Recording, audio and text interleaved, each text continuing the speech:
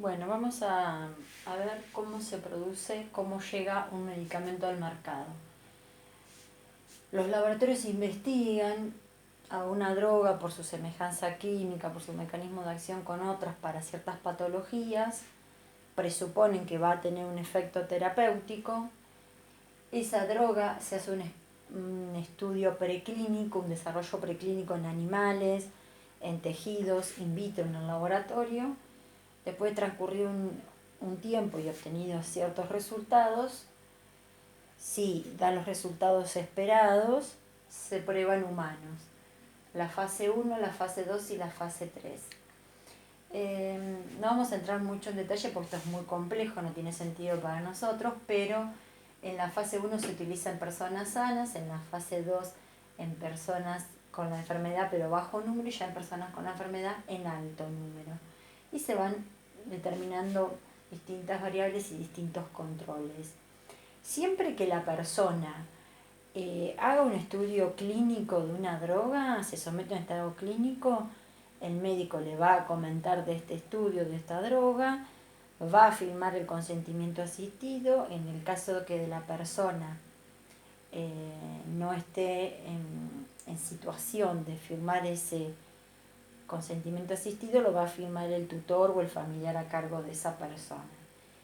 Una vez llegada a la fase 3 la droga y que los resultados den como deben dar todos los estudios, pasa a la etapa de posautorización, la fase 4, que es cuando ya la droga está comercializada en el mercado. Se va a seguir estudiando, se va a seguir controlando y se aplica lo que es la farmacovigilancia, que es el control del medicamento una vez en el mercado. Esto lleva mucho tiempo, uno lo dice muy fácil, pero lleva mucho tiempo. Muchas veces pasa que se empieza a estudiar una medicación y en el estudio ve que soluciona otras cosas y se usa para otra cosa. Pasó con el minoxidil, que se lo investigaba como vasodilatador para la hipertensión, y se lo terminó usando porque veían que los hombres tenían crecimiento de cabello. Entonces se usa hoy el minoxidil en lociones para la caída del cabello. Entonces muchas veces la industria farmacéutica arranca con una droga para un uso y en el camino se descubre que sirve para otra cosa y por ahí se usa esa droga, se patenta todo, pero con otro uso terapéutico. Una vez en el mercado, en Argentina ANMAT es el que está controlando estas drogas, y si se ve, por más que hayan pasado 20, 30 años, vamos a ver que se retiran drogas del mercado. Si se ve alguna alteración se van a retirar. Por ejemplo, si una droga se ve que aumenta la incidencia de infartos cardíacos, se va a retirar del mercado. Bueno, acá está explicada cada etapa, cada fase, qué es lo que se va evidenciando, ¿sí? Y después tenemos lo que es las RAM, reacción adversa a los medicamentos. Las reacciones adversas a los medicamentos es un efecto no deseado que produce un medicamento en una persona.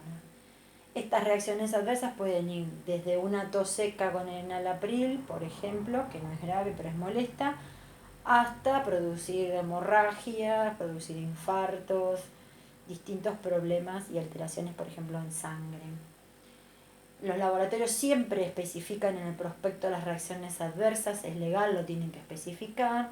Por ahí se dividen según su probabilidad, en más frecuentes, en menos frecuentes, en raras, pero siempre tienen que estar publicadas.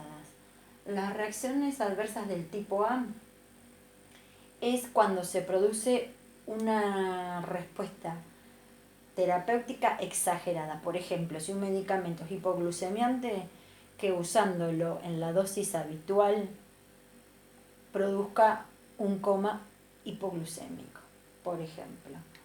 Después las RAM del tipo B o idiosincrásicas son las que no están relacionadas con la acción terapéutica de ese fármaco, están más bien relacionadas con una reacción del sistema inmunológico y produce estas reacciones que no se sabe bien por qué se pasan.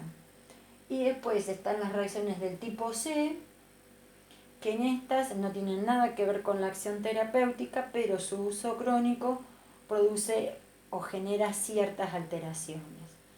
En el ejemplo está, por ejemplo, en los anticonceptivos femeninos están relacionados con algunos tipos de cánceres de mama.